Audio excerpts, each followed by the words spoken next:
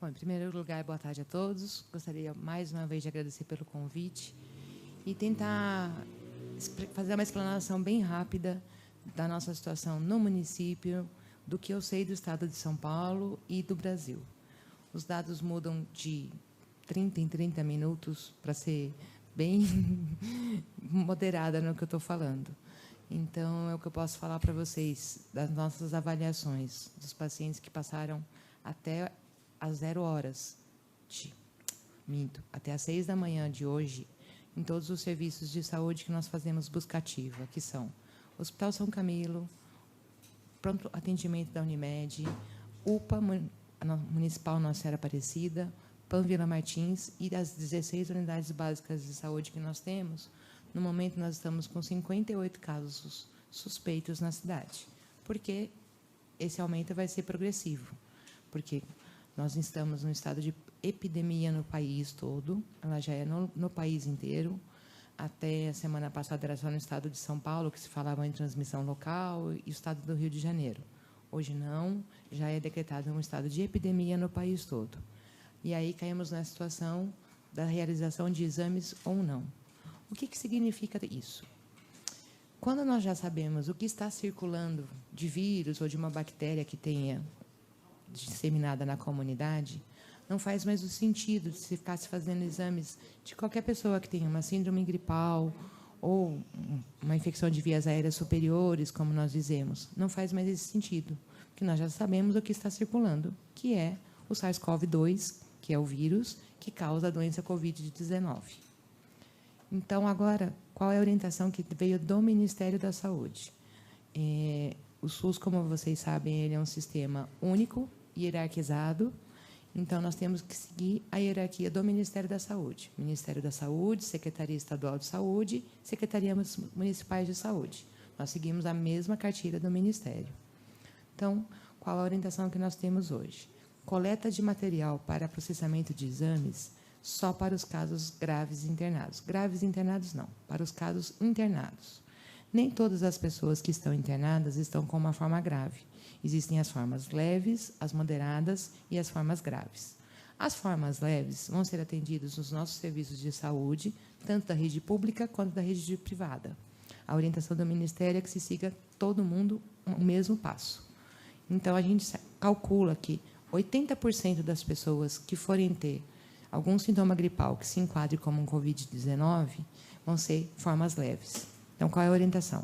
Faz o atendimento médico dessas pessoas nos serviços de saúde, orienta os sinais de alarme e orienta a hidratação, o uso de sintomáticos para qualquer síndrome gripal, como todas as pessoas já estão acostumadas, e o que nós pedimos é o isolamento domiciliar por 14 dias.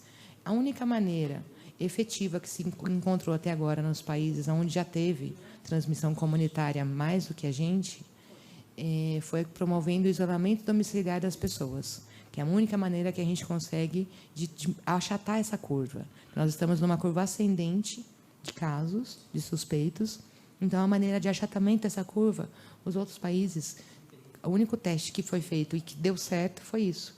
Por isso, essa orientação das pessoas de ficarem em casa. Quem puder ficar em casa, fique em casa. É isso que nós estamos pedindo. Todas as unidades básicas de saúde, tanto quanto o ponto de atendimento, tanto quanto a UPA, os telefones estão disponíveis no site da Prefeitura. As pessoas podem fazer contato telefônico com as unidades. Eles estão treinados e preparados para orientar essas pessoas. Em caso de necessidade de ir até a unidade básica, vai passar por um atendimento e vai ser feita a avaliação. Um caso que saia do caso leve e já pule para um caso moderado, como que a gente faz essa avaliação? O número de incursões respiratórias que a pessoa está tendo por minuto, a saturação de oxigênio que está tendo da pessoa. Nós temos os equipamentos nas unidades para fazer esse tipo de avaliação. Caso haja diminuição de algum parâmetro estabelecido pelo Ministério da Saúde, a orientação é encaminhar para o serviço de referência. Se for um caso grave, diretamente para o hospital. Se for um caso moderado, nós estamos encaminhando para nossas UPA e pronto atendimento da Vila Martins, para passar pela avaliação médica, realização de raio-x. Houve também uma divulgação de algum áudio que todo mundo deve ter recebido, dizendo que só a tomografia que consegue fazer a avaliação realmente. Não, isso não procede. Qualquer médico clínico, qualquer pediatra, qualquer médico ginecologista, eles são treinados e capacitados para fazer a avaliação de um raio-x de tórax, e eles vão avaliar as imagens que eles estão vendo. De acordo com o que eles estão vendo na imagem, aí se disparam esses encaminhamentos que eu estou dizendo. O nosso serviço de 192 já está preparado, paramentado, treinado para fazer a remoção desses pacientes. Porque nós não podemos esquecer que nós temos que pensar na proteção dos profissionais também. Porque os profissionais que estão no front são eles que têm a maior probabilidade de adoecerem. E nós já sabemos, pela experiência que aconteceu nos outros países, que isso é bem comum de acontecer. As pesquisas falam para a gente que em torno de 40% dos profissionais de front, eles vão adoecer. Como eu disse antes, 80% formas leves, 15% formas moderadas e 5% de formas graves. Para as formas graves, geralmente há necessidade de leito de UTI. Na cidade de Itu, nós já temos 20 leitos de UTI cadastrados na cidade e estamos em processo de liberação de mais 9 leitos de UTI no Hospital Municipal. Caso a pessoa tenha que ser internada em um leito de UTI, quem faz a regulação desses leitos é o sistema CROSS, que é operado pelo Estado, onde já existe uma ficha padrão para suspeitas de Covid-19. O país inteiro está trabalhando do mesmo jeito e as vagas são liberadas no sentido de vaga zero, que a gente chama. Vaga zero é aquela pessoa que não pode esperar. É claro que vai chegar um momento em que talvez essa vaga zero não seja tão zero assim, mas nós estamos trabalhando, nós estamos nos antecipando para que isso não aconteça.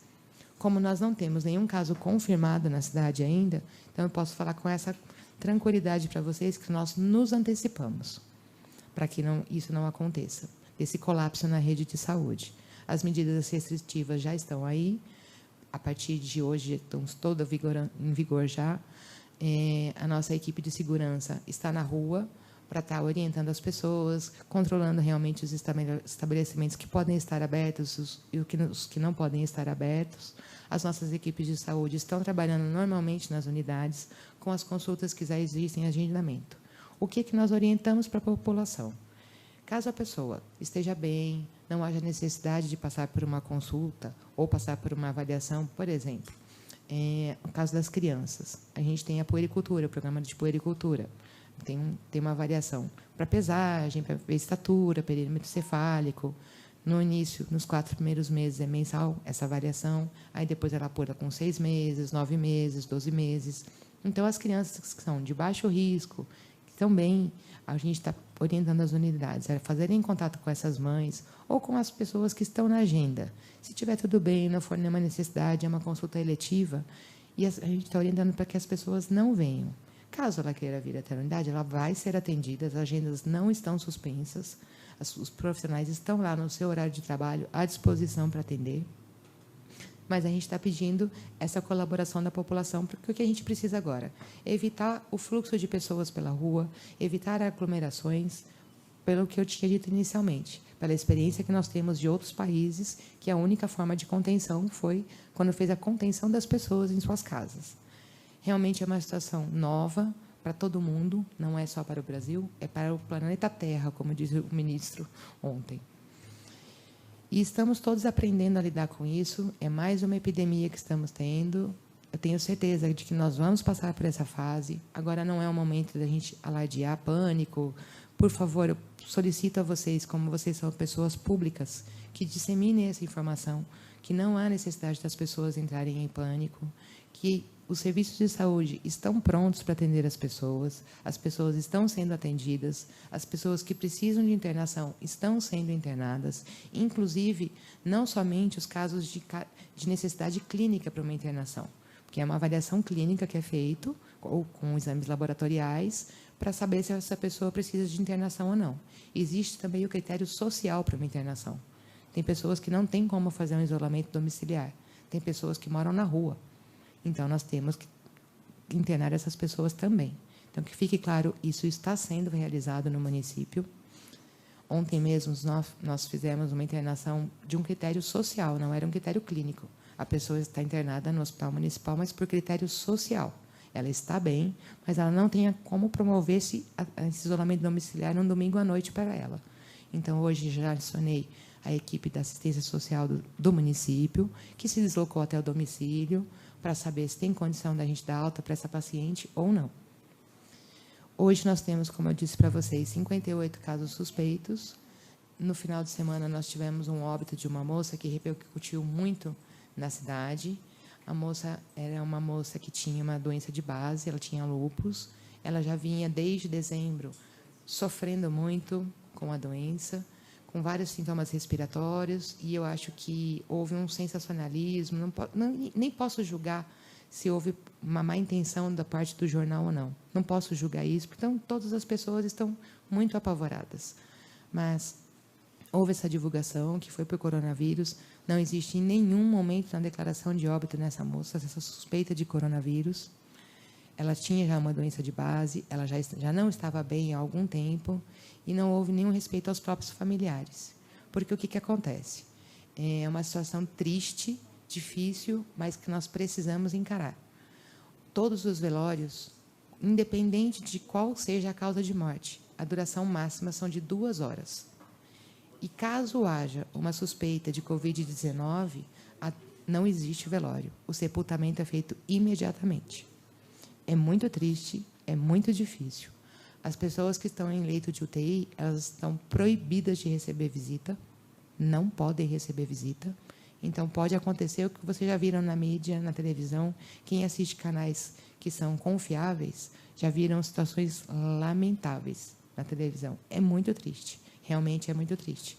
Mas por quê? Porque essa doença ela é uma doença que tem transmissão respiratória e transmissão de contato. Então, infelizmente, os entes não vão poder abraçar, se despedir. É uma situação triste que nós estamos vivendo. Mas nós vamos nos adaptar a ela. Eu espero que a humanidade saia melhor dessa situação que nós estamos vivendo, principalmente com relação a fake news. Não há necessidade alguma agora. O que nós precisamos agora é realmente disseminar informações corretas. Por isso, eu faço um apelo. Vocês são pessoas públicas, as pessoas procuram vocês. Quais são os canais mais corretos para a informação? Tanto da Secretaria de Estado da Saúde, quanto o canal do Ministério da Saúde. Existe o telefone 136 do Ministério da Saúde, que as pessoas podem acessar. Existe o site do Ministério da Saúde, que é o www.saude.gov.br/coronavírus. Por que eu estou passando essas informações para vocês desses 2 canais? E não falar, entre no site da Prefeitura. Porque eles têm uma equipe preparada e um know-how muito maior do que nós para fazer essa atualização a cada 15 minutos, a cada meia hora. Então, por isso que eu peçam as informações nestes canais oficiais. Por isso que nós estamos pedindo isso. Nós estamos adotando todas as medidas determinadas pelo Ministério da Saúde. Vamos lá, vou repetir os canais. www.saude.gov.br, aí coloca /coronavírus, porque se não colocar o coronavírus, vai cair direto na página inicial da saúde no Ministério da Saúde, e aí tem de todas as orientações. Então, põe o /coronavírus, que já cai direto na página. Lá tem atualização de casos. Não sei se alguém já viu as entrevistas do ministro ou do secretário de Vigilância e Saúde, eles falam da plataforma IVES. Essa plataforma IVES é onde nós colocamos os dados, a gente vai inserindo os dados. Então, lá, a atualização é muito mais rápida do que a gente. Na Vigilância Municipal, o que nós fazemos?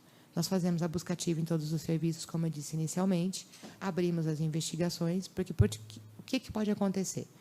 Todos os equipamentos de saúde já estão orientados de que tem que colocar esse paciente em isolamento domiciliar, caso seja necessário, e os contatos dele também.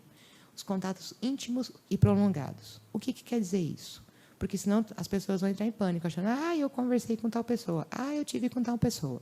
Então, a gente liga e a gente quer saber quem são esses contatos íntimos e prolongados. São as pessoas que permaneceram por mais de 8 horas dentro do mesmo ambiente do que a pessoa. Ou os residentes da casa. Esses realmente são íntimos e prolongados. Todas essas pessoas têm que ficar na chamada quarentena. As pessoas falam quarentena, acho que são 40 dias. Não, são 14 dias. Eles têm que sair com um atestado, que muitos trabalham, mesmo que seja informalmente ou formalmente, ele tem que ter esse documento em mãos. Então, eles precisam desse isolamento domiciliar. Isso também é uma questão que nos preocupa muito, porque existem domicílios e domicílios. Vocês que andam também na comunidade, por isso que eu falei do critério social, às vezes, para uma internação. Infelizmente, às vezes, a gente precisa ocupar um leito de hospital para um critério social. Hoje, nós estamos tranquilos com relação a essa situação. Hoje, nós temos leitos disponíveis. Em menos de 1 hora, essa pessoa está dentro do hospital. Isso a gente consegue garantir hoje.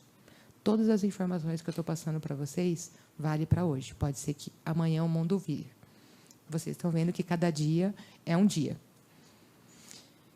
E o que eu tenho para falar para vocês sobre os exames. O Instituto Adolfo Lutz de São Paulo, que é o responsável por processar esses exames. O que acontece? São 645 municípios, se eu não estou enganada.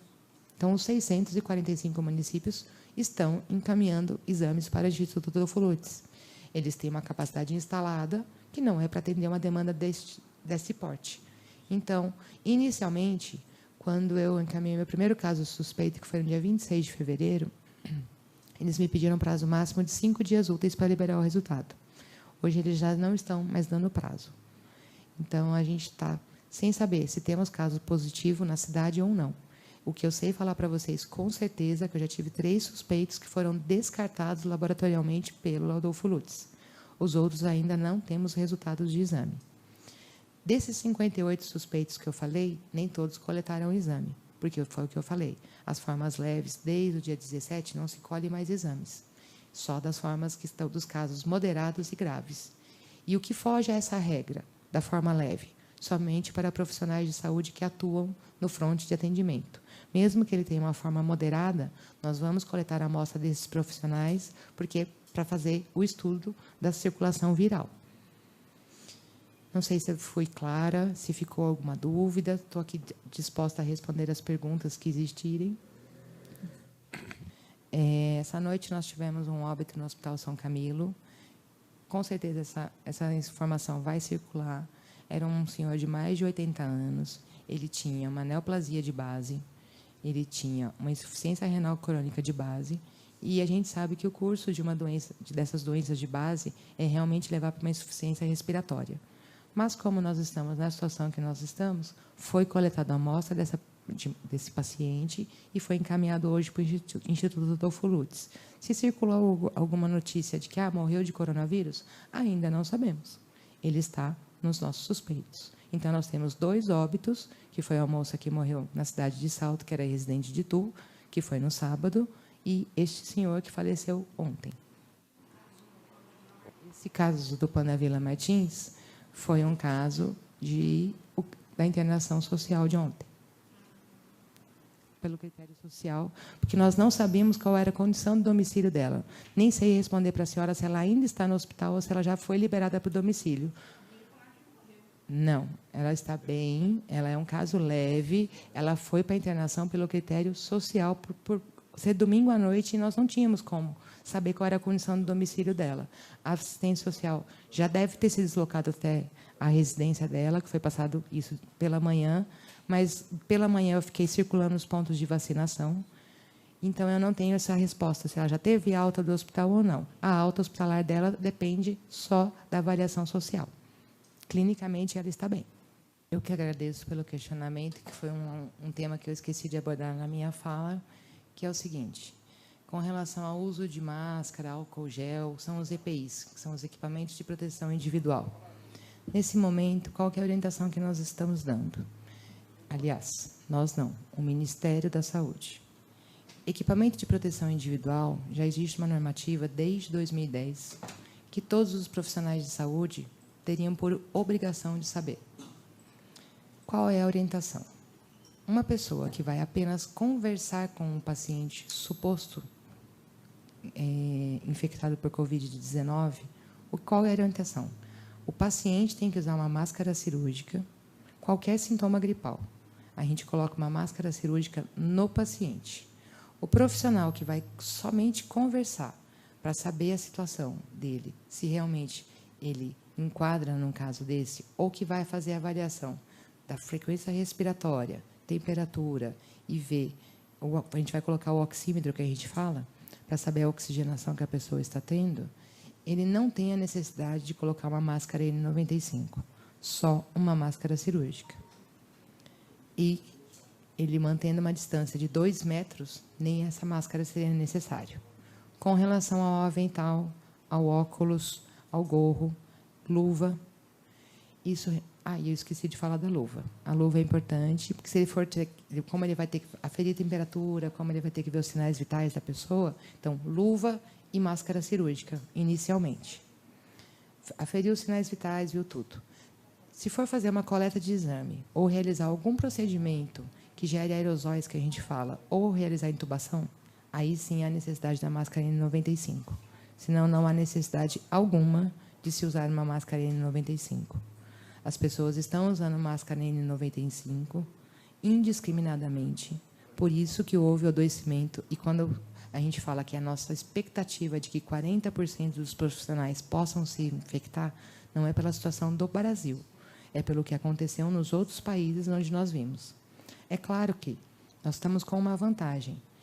Para a gente começou agora, que já aconteceu no hemisfério norte. A gente sabe que a nossa curva ela vai ser ascendente, porque ele é um vírus, e vírus não gosta de calor. Vírus gosta de temperatura mais amena. Então, a gente sabe que a nossa curva vai subir ainda, nós vamos atingir o platô. A nossa expectativa é de que atinja o platô no final do mês de maio, em junho começa a declinar essa curva. Então, não existe aonde comprar máscara, não existe aonde comprar álcool gel. A Secretaria de Saúde fez uma compra, nós estamos aguardando chegar essa compra. Hoje de manhã fizemos mais uma nova compra, só que tudo depende de uma logística, inclusive dos distribuidores. Porque o que acontece? Os distribuidores, os grandes distribuidores do país, eles venderam para fora do país no começo. E isso não é uma coisa que se produz rápido. E o maior produtor de máscara no mundo é a China, que estava parada. Essa é a dificuldade de se encontrar. E o que nós pedimos para os profissionais não foi para racionar material, e sim racionalizar o uso desse material. Como um profissional de saúde, ele tem que saber se comportar como um profissional de saúde. O que vai acontecer? A gente pode correr o risco de realmente o profissional que está no front, atendendo as pessoas, não ter o equipamento para ele usar, porque ele foi usado indiscriminadamente, criminosamente, porque para mim isso é um crime. Fazer isso com o seu colega de trabalho que está no front. Criminosamente. E a gente sabe das condutas pessoais de cada um, que não são condutas profissionais, são condutas pessoais. O que eu sei garantir é todas as informações do Ministério da Saúde foram repassadas. E vocês podem conferir todas essas informações nesse site que eu falei, inclusive sobre os usos de EPIs. Tem lá até com desenho. Foi postado, tem o vídeo de como se paramentar, quando se paramentar. Não há necessidade para todos os lugares. Eu rodei todos os serviços de saúde quase hoje. Eu não usei máscara em nenhum momento. Por quê? Porque eu não estou no front de atendimento. Não faz sentido. Não sei se eu consegui esclarecer. A campanha da vacina, foi muito bom ter lembrado. O que acontece? A campanha nacional de vacinação contra a influenza, que contempla quais vírus? Influenza A H1N1, influenza A H3N2 e influenza B, que são os vírus que mais circulam no nosso país. Todos os anos, e continua-se isso acontecendo, desde o 1º dia de janeiro até o dia 31 de dezembro, existem as unidades sentinela. O que é uma unidade sentinela? A nossa unidade sentinela da nossa regional, que nós pertencemos à regional de Sorocaba, ela fica no conjunto hospitalar.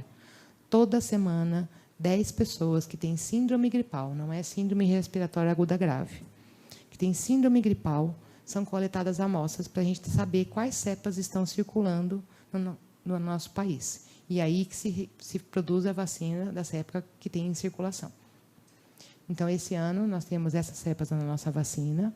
Ela não protege contra o coronavírus. E ela foi dividida em etapas, como todos os anos ela é dividida em etapas. Nós já sabíamos que ia ser uma loucura esse ano para as pessoas procurarem a vacina. No entanto, que nós recebemos inicialmente 6.250 doses. Todas elas foram distribuídas nas unidades, nos pontos de vacinação, porque nós tiramos a vacinação da unidade básica de saúde, para deixar a unidade básica de saúde para atendimento das pessoas. Então, nós aproveitamos que as escolas estavam fechadas e colocamos essa vacinação na escola. no pátio da escola, que é um local arejado, que permite muito mais facilmente a circulação de pessoas. Tem alguns pontos que já não tem mais vacina, que já acabou. Nós ainda temos alguns pontos na cidade que tem vacina, e estamos sem a previsão ainda, por parte da GVE de Sorocaba, da chegada dessa vacina. Não somos só nós. Não sei quem assistiu o noticiário da TV Tem agora na hora do almoço já viu. Em todas as cidades da Grande São Paulo, do interior de São Paulo, exatamente, é um problema de todos.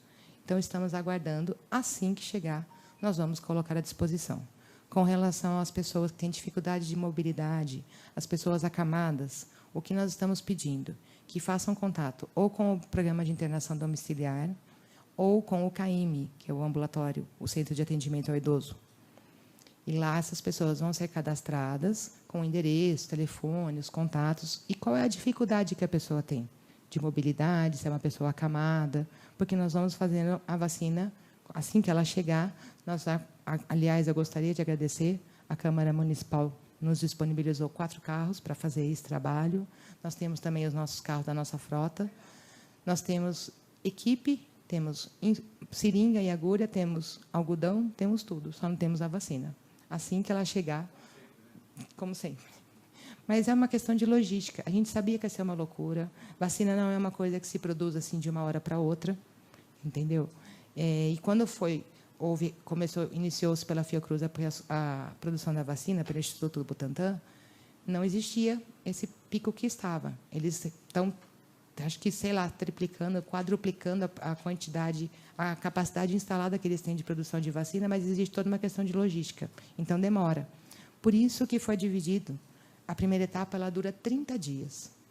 Então, vou ter que pegar minha cola aqui, que agora eu vou precisar ler, que eu já não lembro mais de cabeça. Foi uma determinação do GDF, e errada, certa, não posso julgar. Cada um avalia a sua necessidade local, a sua situação local, que no GDF eles têm transmissão local, né? Eles têm muitos casos positivos já, e que não é o nosso caso, em Itu.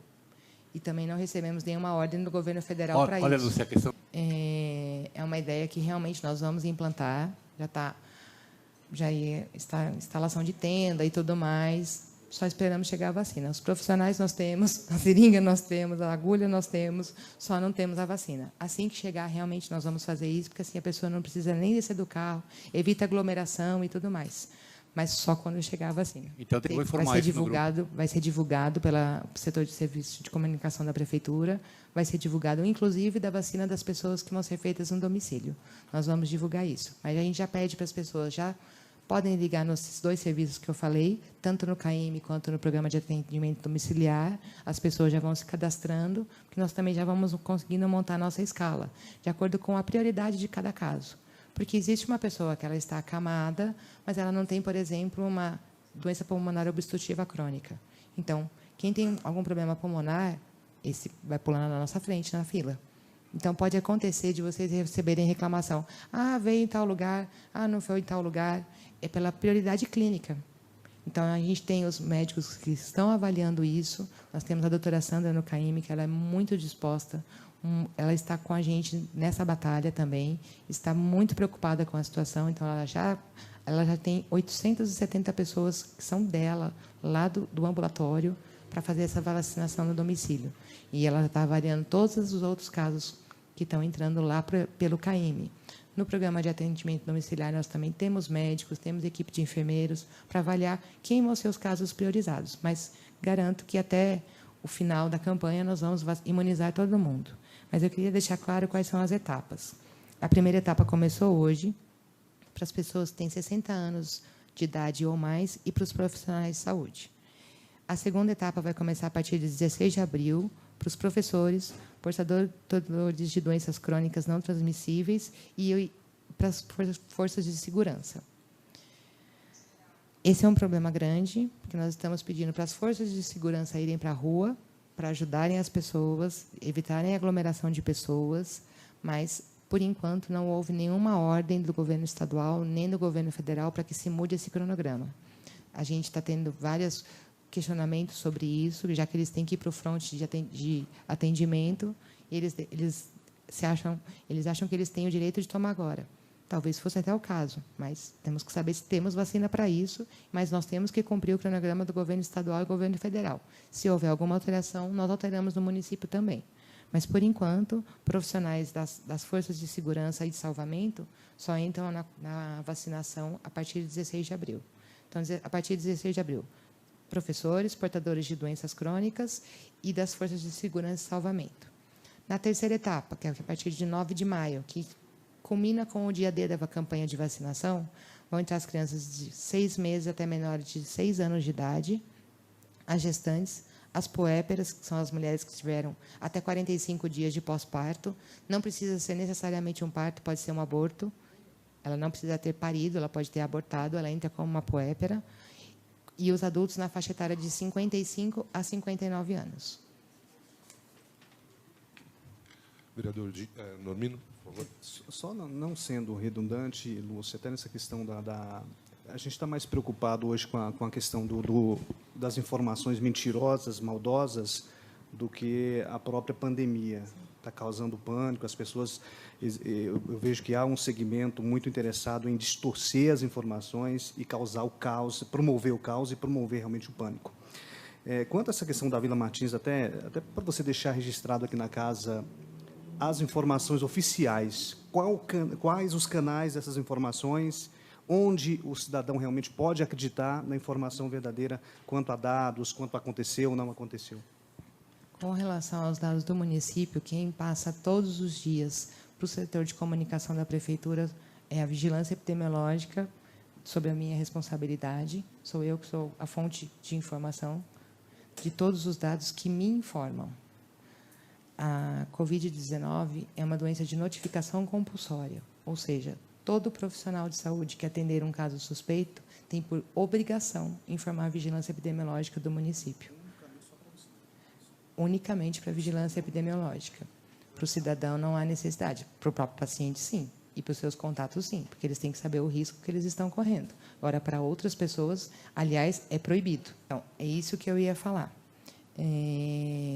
Por exemplo, pode acontecer um caso leve que passou por um consultório médico e esse consultório médico não nos informou. Então, para mim, eu não tenho como contabilizá-lo como um suspeito. E ele pode evoluir para uma forma grave e se internar no hospital, eu só ficar sabendo dele numa forma grave. Pode acontecer. Nem todas as informações estão sob o nome do nosso domínio, mas todas as informações que são repassadas para a vigilância, essas informações são repassadas automaticamente nos nossos boletins, onde nós fazemos buscativa in loco. No Hospital São Camilo, no pronto atendimento da Unimed, o pronto atendimento da Intermédica vem nos informando via e-mail dos atendimentos que eles fazem. Pronto atendimento da CEMIL, a mesma coisa, eles nos informam via e-mail, mas aí eu conto com a colaboração e com o comprometimento da pessoa que está atendendo. E pode ter o atendimento no consultório privado. Nós não temos como ficar todos os dias monitorando todos os consultórios privados, porque nós temos que monitorar essas pessoas que estão em isolamento domiciliar, porque elas podem ter uma evolução de piora. Então, nós temos que ligar diariamente, nós temos que orientar essas pessoas. Não sei se eu respondi o seu questionamento. A preocupação é essa, de dando notícias vagas. Sim. Notícias vagas que estão dizendo que a rede pública está informando. Não. Isso acontece, a gente já esperava que isso fosse acontecer, como toda novidade sempre causa muito ranger de dentes, gritos, a gente já sabe que isso vai acontecer. A gente acredita que as pessoas elas estão se adaptando a uma situação nova, assim como nós profissionais também estamos nos adaptando a uma situação nova, e foi o que eu falei na minha fala inicial.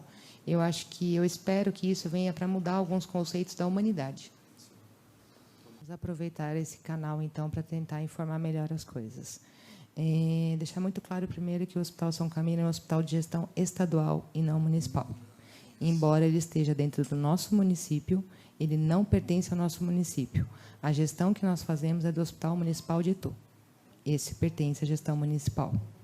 Em segundo lugar, o Dr. Fábio Bailoni é o diretor técnico do hospital. Ele é extremamente competente e capacitado e interessado e comprometido. Eu tenho certeza, realmente, na maternidade eu não vejo sentido das pessoas usarem máscara. Na maternidade, ninguém vai colocar um paciente em isolamento com suspeita de coronavírus. Nesse momento, a gente não vê esse sentido.